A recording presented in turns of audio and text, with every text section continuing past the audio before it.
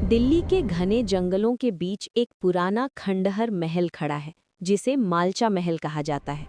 आज भी इस जगह के पास जाने से लोग डरते हैं, क्योंकि इस महल से जुड़ी एक ऐसी रहस्यमयी और खौफनाक कहानी है जिसे सुनकर किसी के भी रोंगटे खड़े हो सकते हैं।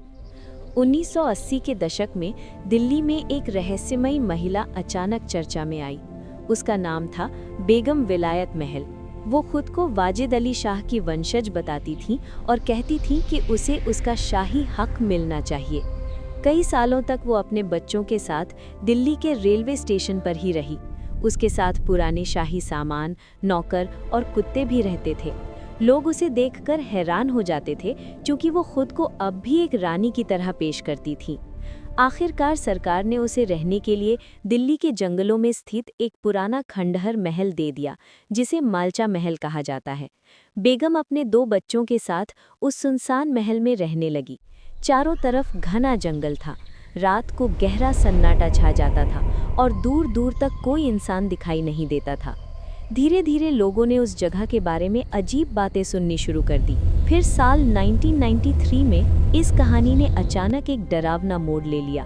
कहा जाता है कि एक रात बेगम विलायत महल ने हीरे को पीसकर उसे जहर बना लिया और उसे पीकर अपनी जान दे दी। उसकी मौत का असली कारण आज तक कोई नहीं जान पाया।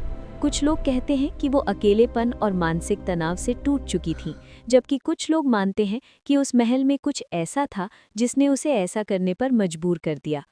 उसकी मौत के बाद उसके बेटे प्रिंस अली रज़ा और बेटी प्रिंसेस सकीना कई सालों तक उसी खंडहर महल में अकेले रहते रहे। उन्होंने अपनी मां को महल के अंदर ही दफना दिया। समय बीतता गया, लेकिन उस जगह का रहस्य और डर खत्म नहीं हुआ। आज भी कई लोग दावा करते हैं कि रात के समय मालचा महल के पास अजीब आवाज़ें सुनाई देती हैं, कभी किसी के चलने की, कभी किसी के रोने की।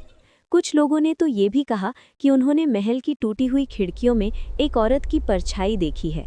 शायद ये सिर्फ अफवाह हो या शायद सच, लेकिन जो लोग उस जंगल के पास गए हैं वे एक ही बात कहते हैं, मालचा महल में सिर्फ खामोशी नहीं है, ऐसा लगता है जैसे कोई अंधेरे से आपको देख रहा हो।